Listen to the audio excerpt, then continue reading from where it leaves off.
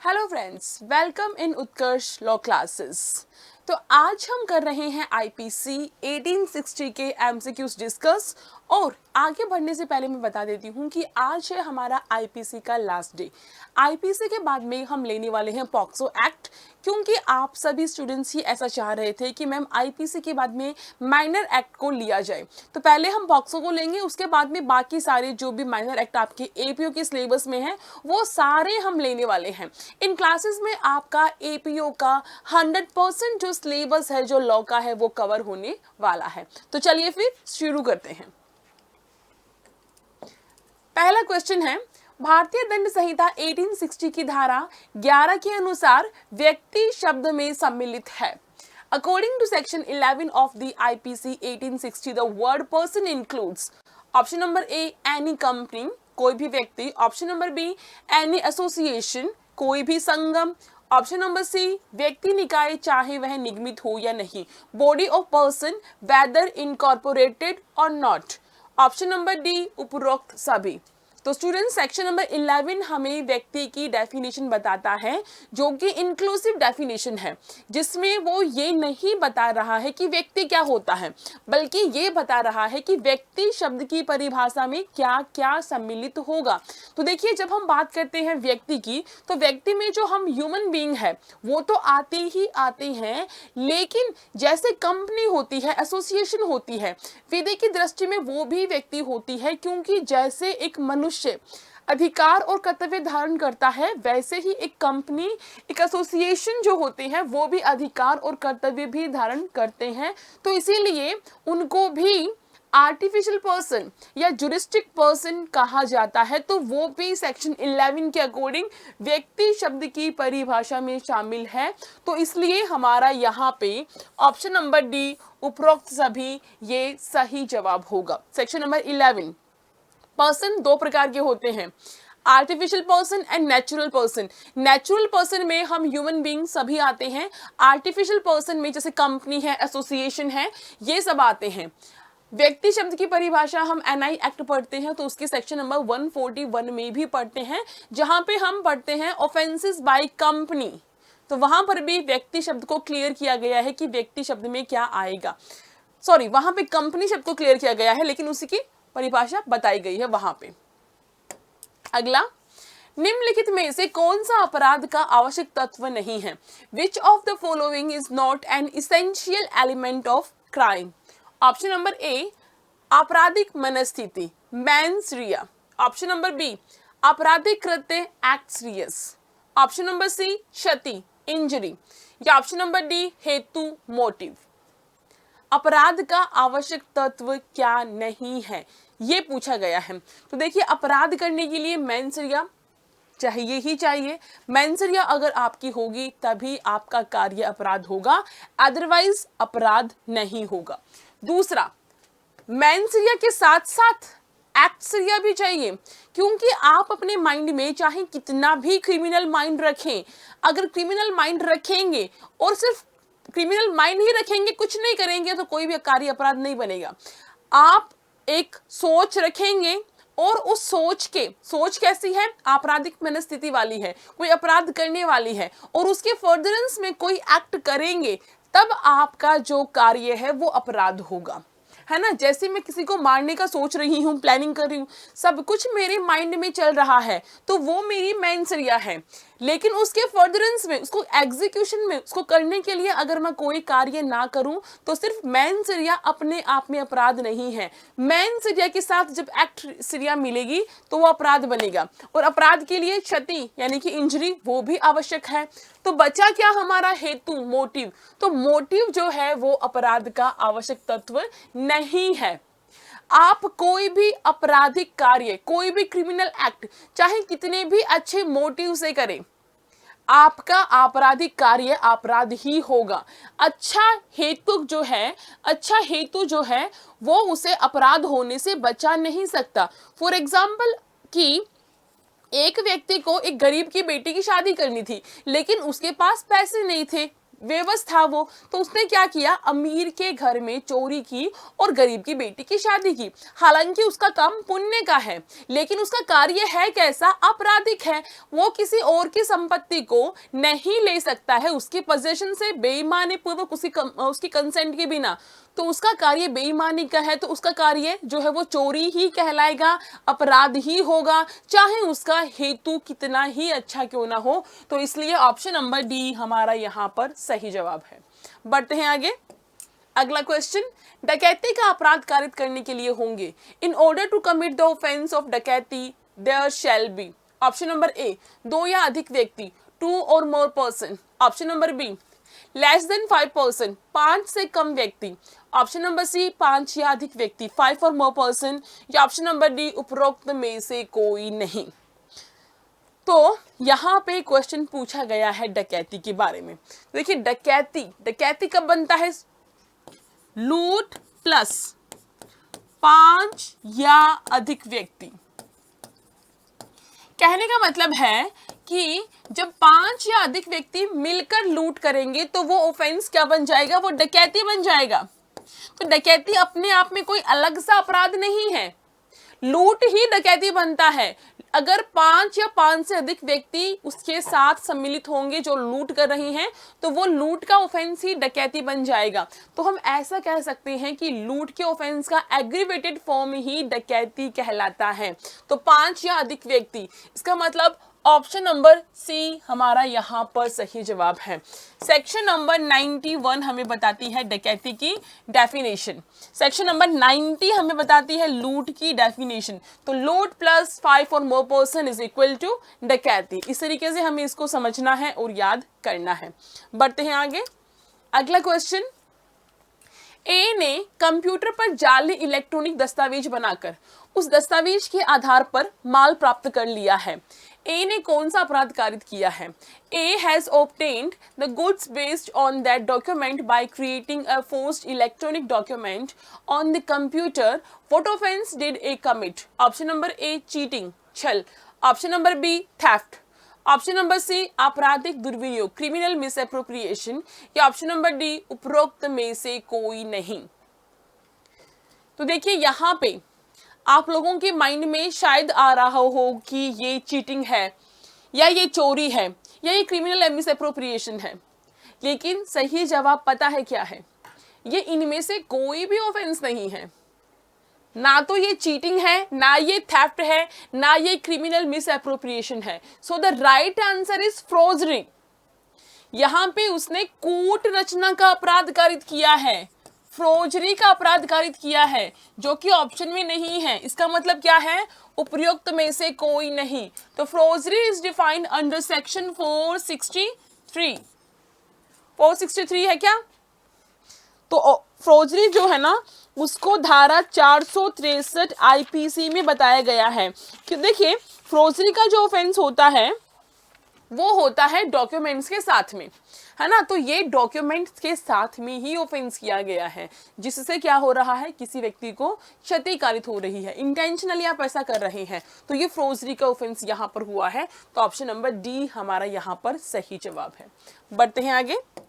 अगला क्वेश्चन, दो महिलाएं कै और खे के बीच में लड़ाई के दौरान कै खे को बालों द्वारा खींचती है और उसके कुछ बाल उखाड़ देती है। कै किस अपराध की दोषी है?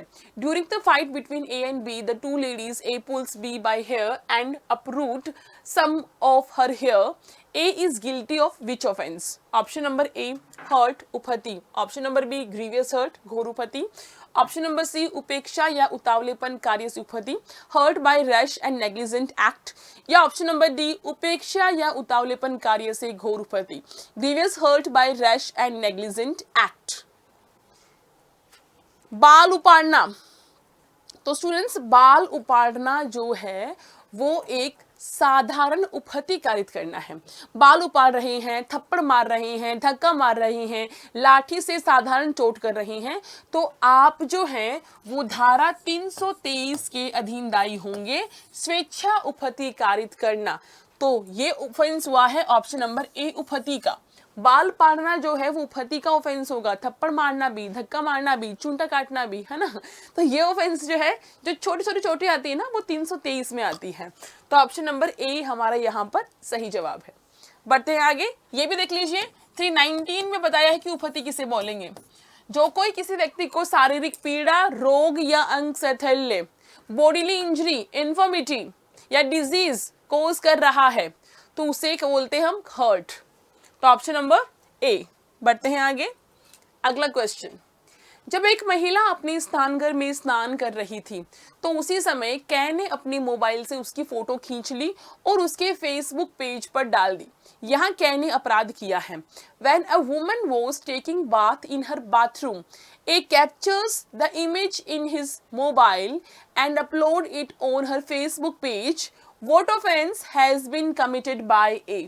ऑप्शन नंबर ए, लैंगिक हमले का, sexual assault. Option number B, स्त्री की लज्जा भंग करने का, outrage modesty of women. Option number C, दृश्य रतिकता का, वोयरिज्म। या ऑप्शन नंबर डी, स्टॉकिंग, पीछा करना।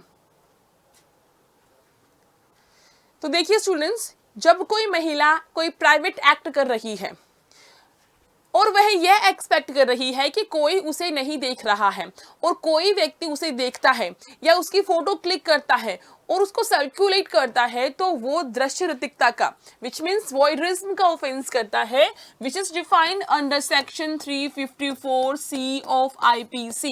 तो ये पुरुष ने वॉयरिज्म का ऑफेंस कमिट किया है। तो ये जो प्रोविजन है 354ABCD, ये 2013 क्रिमिनल अमेंडमेंट के द्वारा इंसर्ट किए गए थे इन IPC after the Nirbhaya rape case. बढ़ते हैं आगे, अगला क्वेश्चन।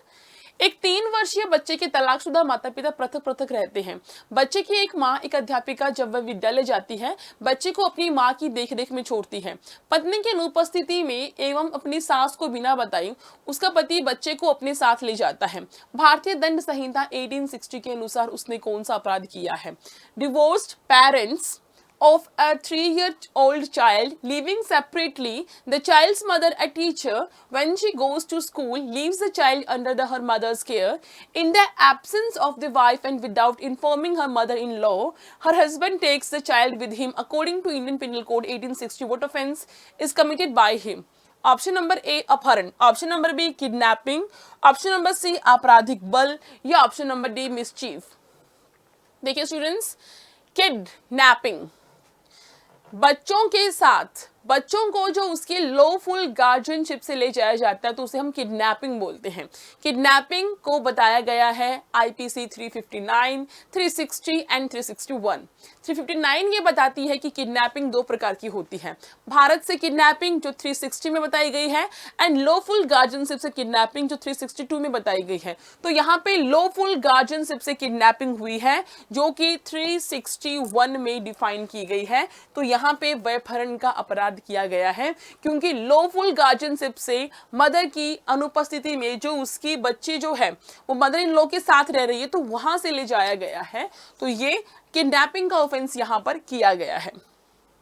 बढ़ते हैं आगे, भारतीय दंड संहिता 34 और 149 के बीच अंतर क्या है ये हमें समझना है। ऑप्शन नंबर ए, धारा 34 समूह दायित्व से संबंधित है जबकि धारा 149 विधि विरुद्ध जमाव से संबंधित है। Section 34 deals with group liability whereas section 149 deals with unlawful assembly. Option number B, धारा 34 के लिए 5 व्यक्तियों की आवश्यकता होती है जबकि धारा 149 के लिए न्यूनतम 2 व्यक्तियों की आवश्यकता होती है। ऑप्शन नंबर सी, धारा 34 में सक्रिय भागीदारी की आवश्यकता होती है जबकि धारा 149 में विधि विरुद्ध जमाव की सदस्यता पर भी लागू होती है। ऑप्शन नंबर डी, धारा 34 एक मूल अपराध है जबकि धारा 149 केवल साक्ष्य का नियम है।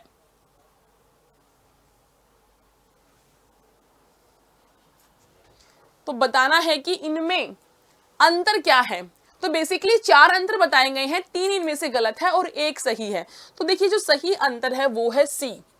सेक्शन नंबर 34 में एक्टिव पार्टिसिपेशन की आवश्यकता होती है, कॉमन इंटेंशन 34 में बताया गया है, जहां पे प्री मीटिंग ऑफ माइंड होता है प्लस एक्टिव पार्टिसिपेशन होता है, तो वो सभी व्यक्ति किसी अपराध के लिए ऐसे लायबल होंगे जैसे उन्होंने स्वयं ने वो कार्य किया है। धारा 149 में आपको एक्टिव पार्टिसिपेशन नहीं चाहिए, ठीक है। एक अनलॉफुल असेंबली है, उस अनलॉफुल असेंबली के कॉमन ऑब्जेक्ट के फर्दरेंस में कोई भी अपराध किसी एक व्यक्ति द्वारा किया जाता है तो हर एक व्यक्ति इस प्रकार दायी होता है कि मानो वो कार्य उसने स्वयं ने किया है। तो वहां पे एक्टिवली कोई कार्य आप नहीं कर रहे हैं ना, तो भी because you are the member of unlawful assembly, that's why आपकी liability वहां पर हो जाएगी। So this is the main difference between 34 and 149. So option number C हमारा यहाँ पर सही जवाब है। बढ़ते हैं आगे। अगला क्वेश्चन, ए एक मानसिक रूप से परेशान व्यक्ति रिवॉल्वर निकालता है और बी की ओर तानता है और बी पर गोली चलाने का प्रयत्न करता है।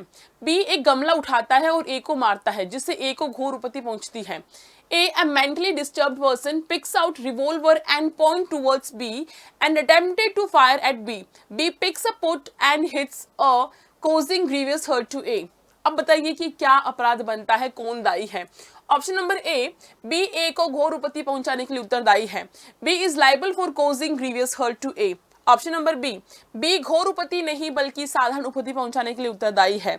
ऑप्शन नंबर सी, बी ने प्राइवेट प्रतिरक्षा में कार्य किया है इसलिए वह उत्तरदायी नहीं है। डी, मानसिक रूप से परेशान व्यक्ति के विरुद्ध प्राइवेट प्रतिरक्षा का अधिकार उपलब्ध नहीं है। तो क्या होगा सही जवाब? तो देखिए स्टूडेंट्स, आपको राइट टू सेल्फ डिफेंस दिया गया है। अब देखिए, अब आपके सामने जिसने आपके ऊपर हमला किया है, क्योंकि अगर मान लीजिए वो है बालक या वो है इनसेन पर्सन, तो उसका कार्य तो अपराध नहीं है, लेकिन आपको फिर भी उसके कार्य के विरुद्ध खुद को प्रोटेक्ट करने का, खुद को डिफेंड करने का राइट है। तो प्रोविजन दिया गया है सेक्शन नंबर 98 में। तो बी ने प्राइवेट प्रतिरक्षा में कार्य किया है, उसने खुद को बचाने के लिए उसको गमला मारा है, तो उसका कोई भी कार्य जो यहाँ पे उसने किया है वो अपराध नहीं है, इसलिए वो उसके लिए लायबल नहीं है। तो ऑप्शन नंबर सी हमारा यहाँ पे सही जवाब है according to section number 98 of IPC. बढ़ते हैं आगे। अगला क्वेश्चन, ए एक गांव की अनाथ लड़की जिसकी उम्र 15 वर्ष है को शहर में अच्छी शिक्षा और नौकरी की संभावनाएं देने का मिथ्या वचन करता है। लड़की ए के साथ जाती है, लेकिन शहर में न तो उसे शिक्षा मिलती है और न ही अच्छी नौकरी। क्या ए पर धारा 361 के तहत विधिक संरक्षकता से व्यापहरण के लिए मुकदमा चलाया जा सकता है? ए falsely promises to an orphan village girl who is 15 years old age of giving good education and job prospectus in the city. The girl accompanies A, but in the city, she neither gets education nor a good job. Can A be prosecuted for the offense of kidnapping from lawful guardianship under section 361?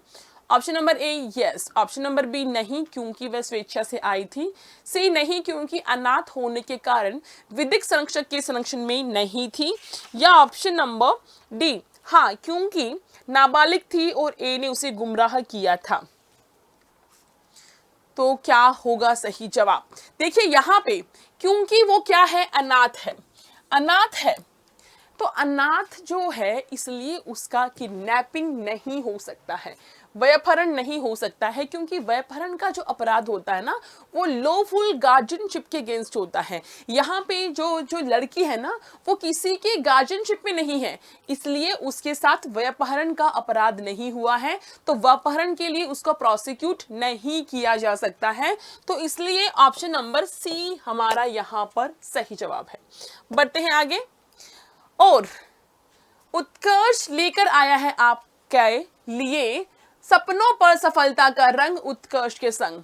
तो उत्कर्ष में 21 से लेके 28 मार्च तक एक सुनहरा अवसर चल रहा है आप लोगों के लिए, क्योंकि इसमें ऑनलाइन कोई भी कोर्स परचेज करते हैं आप जुडिशरी से रिलेटेड, जैसे एपीओ, आरजीएस, कोई भी कोर्स लेते हैं तो आपको 90% तक का डिस्काउंट मिल सकता है। प्लस एक और फायदा जो आपको मिलने वाला है वो ये है कि आपको 3 मंथ्स की एक्स्ट्रा वैलिडिटी यहाँ पर मिल रही है। और इसके साथ साथ ही उत्कर्ष ऐप में बुकशाला से अगर आप प्रिंटेड प्रिंटेड नोट्स ले रहे हैं तो वहां पर भी भारी डिस्काउंट आपको अभी मिल रहा है। एक बार मैं बता देती हूँ कितना डिस्काउंट आपको मिल रहा है। जैसे आरपीएससी एपीओ का बैच जो लाइव फ्रॉम स्टूडियो अभी चल रहा है, अभी शुरू हुआ ही है, अगर आप उसे लेते हैं तो 4000 प्राइस में अभी आपको वो मिल सकता है। आरपीएससी एपीओ बैच जो रिकॉर्डेड है, पहले से रिकॉर्डेड है, वो 3000 में मिल सकता है। आरजीएस फाउंडेशन 12000 में, आरजीएस मेंस जो मेन एग्जामिनेशन के लिए है 8000 में, उसके अलावा जेएलओ 5000 में जो क्लासरूम से रिकॉर्डेड है, और जेएलओ जो स्टूडियो से रिकॉर्डेड है वो 3500 रुपए में। तो देखिए बहुत ही नॉमिनल सी फी में आपके लिए कोर्सेज लाए गए हैं सो दैट आप अपने सपनों को सच कर सके। अभी आपके सामने एपीओ की वैकेंसी आ चुकी है, आरजीएस की किसी भी वक्त आ सकती है, तो अपनी सफलता को सुनिश्चित कीजिए उत्कर्ष के साथ। बढ़ते हैं आगे। अगला क्वेश्चन, एक 75 वर्षीय असाध्य रोगी है जो अपनी पत्नी से विनती करता है कि उसे जहर दे दिया जाए ताकि उसकी दर्दनाक पीड़ाओं का अंत हो सके। पत्नी वही करती है जो उसका पति उससे करने को कहता है। पत्नी उत्तरदायी है। A 75 years old terminally ill patient pleads with his wife to give him poison so as to put an end to his painful sufferings. The wife does as she is asked to do by her husband. The wife is liable for option number A murder, option number B हत्या की कोटि में न आने वाले आपराधिक मानववध, option number सी आत्महत्या का दुष्प्रेरण, या option number D no offence. तो स्टूडेंट्स देखिए, यूथेनेशिया इच्छा मृत्यु इंडिया में लीगलाइज नहीं की गई है। इच्छा मृत्यु भी दो प्रकार की होती है, एक्टिव एंड पैसिव। ये जो इच्छा मृत्यु है ये एक्टिव है, तो पैसिव यूथेनेशिया इंडिया में लीगल है, लेकिन एक्टिव यूथेनेशिया इंडिया में लीगल नहीं है। जैसे यहाँ पे जहर देने का कार्य है ना, चाहे व्यक्ति स्वयं बोल रहा है तो भी क्या है, ये पैसिव यूथेनेशिया नहीं है बल्कि एक्टिव यूथेनेशिया है कि आप सक्रिय रूप से किसी की जान को समाप्त कर रहे हैं, तो ये कार्य ऑफेंस है। और ये कार्य आईपीसी की धारा 300 के एक्सेप्शन नंबर 5 में फॉल करता है, क्योंकि यहाँ पे आप सहमति से मृत्यु कारित कर रहे हैं जहर देके, तो इसलिए क्योंकि सहमति है तो एक्सेप्शन नंबर 5 में है, इसलिए ये culpable homicide not amounting to murder है। ठीक है, तो यहाँ पे ये हत्या की कोटि में न आने वाले आपराधिक मानववध है, धारा 300 का अपवाद 5। चाहे सहमति हो, चाहे खुद बोल रहा हो, तो भी आप किसी की मृत्यु कारित नहीं कर सकते हैं, क्योंकि आपका जो जीवन है वो आपका स्वयं का होने के साथ साथ राज्य की संपत्ति है, तो इसलिए ये आपराधिक मानववध का अपराध यहाँ पर होता है। एक्स और वाई जेड की हत्या करने जाते हैं। एक्स हाथ में भाला लेकर पहरे पर खड़ा है, लेकिन उसने जेड को बिल्कुल भी नहीं मारा। वाई ने जेड को मार डाला। X and Y go to murder Z. X stood on near guard with the spear in hand but didn't hit Z at all. Y kills Z. Option number A, Y हत्या के लिए उत्तरदायी है और x आपराधिक मानववध के लिए उत्तरदायी है। बी, एक्स और वाई दोनों हत्या के लिए उत्तरदायी है। ऑप्शन नंबर सी, वाई हत्या के लिए उत्तरदायी है और एक्स किसी भी अपराध के लिए उत्तरदायी नहीं है। ऑप्शन नंबर डी, वाई हत्या के लिए उत्तरदायी है और एक्स उपहति पहुंचाने के लिए उत्तरदायी है। देखिए इस केस में क्योंकि दोनों का यहाँ पर कॉमन इंटेंशन था, है ना, दोनों हत्या करने जा रहे हैं। अब जो व्यक्ति पहरे पर खड़ा है, चाहे उसने एक भी भाला ना चलाया हो, कुछ भी नहीं किया हो, लेकिन वो भी यहाँ पे क्या है, इक्वली लाइबल है फॉर कमिटिंग मर्डर। तो दोनों के दोनों व्यक्ति ही हत्या के लिए दायी माने जाएंगे। कॉमन इंटेंशन के फर्दरेंस में उन्होंने कार्य किया है, इसलिए दोनों जो है वो उस अपराध के लिए दायी माने जाएंगे। बढ़ते हैं आगे। भारतीय दंड संहिता की कौन सी धारा डकैती के लिए दंड का प्रावधान करती है? ऑप्शन नंबर ए, धारा 392। ऑप्शन नंबर बी, धारा 393। ऑप्शन नंबर सी, धारा 394, या ऑप्शन नंबर डी, धारा 395। डकैती के लिए दंड का प्रावधान। अभी थोड़ी देर पहले हमने डिस्कस किया था कि डकैती की परिभाषा दी गई है 391 में और डकैती के लिए दंड दिया गया है 395 में। तो section number 395 option number D हमारा यहाँ पर सही जवाब है। बढ़ते हैं आगे। अगला क्वेश्चन, एक व्यक्ति 10 वर्ष से उम्र के ऐसे बच्चे को भगा ले गया जिसके माता पिता या कोई वैध अभिभावक नहीं है, यह अपराध है। A person whisked away a child below 10 years of age who does not have parents of any lawful guardian, the offense। Option number A kidnapping, option number B अपहरण, ऑप्शन नंबर सी अवयस्क का दुर्व्यवहार, या option number D कोई अपराध नहीं। देखिए यहां पे ही देखिए वैध अभिभावक नहीं है, तो इसका मतलब ये है कि यहाँ पे जो बच्चा है उसकी किडनैपिंग तो नहीं हुई है, लेकिन अपराध तो हुआ है। अपराध क्या हुआ है? अवयस्क का दुर्व्यापार हुआ है।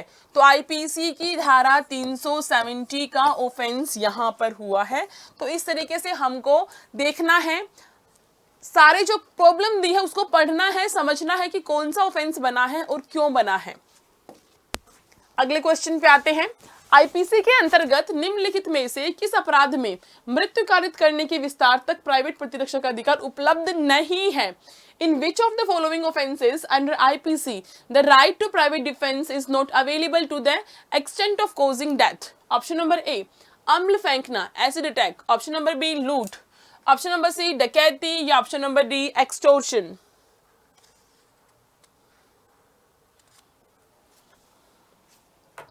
देखिए section number 100 of IPC and section number 103 of IPC 100 ये बताता है कि जब मनुष्य के जीवन पे, जब मनुष्य के ऊपर कोई हमला किया जाता है ना, तो वो अपने आप को बचाने के लिए किसी भी व्यक्ति की जान तक भी ले सकता है। जैसे उसके ऊपर रेप अटेम्प्ट करने के लिए, या उसके ऊपर मृत्यु अटेम्प्ट करने के लिए, डेथ के लिए, या ग्रीवियस हर्ट के लिए, या एसिड अटैक के लिए हमला किया जाएगा तो वो डेथ भी कोज कर सकता है।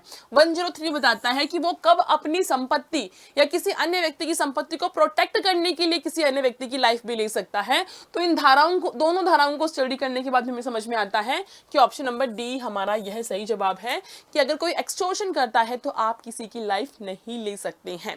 उसको लाइफ लेने के अलावा, मतलब मृत्यु कारित करने के अलावा कोई अन्य अपहानि कारित जरूर कर सकते हैं। बढ़ते हैं आगे। अगला क्वेश्चन, कै पर एक भीड़ द्वारा आक्रमण किया जाता है जो उसकी हत्या करने का प्रयत्न करती है, वह उस भीड़ पर गोली चलाए बिना प्राइवेट प्रतिरक्षा के अधिकार का प्रयोग नहीं कर सकता है, और वह भीड़ में मिले हुए छोटे छोटे शिशुओं को अपहानि करने की जोखिम उठाए बिना गोली नहीं चला सकता है। यदि वह इस प्रकार गोली चलाने में उन शिशुओं में से किसी शिशु को अपहानि कारित करे तो क्या कोई अपराध नहीं करता है? उसे भारतीय दंड संहिता की किस धारा के तहत सुरक्षा प्राप्त है? देखिए students, chapter number 4 section number 76 to 106, और ये जो प्रोविजन है ये लास्ट सेक्शन में है, which means section number 106 of IPC. बढ़ते हैं आगे।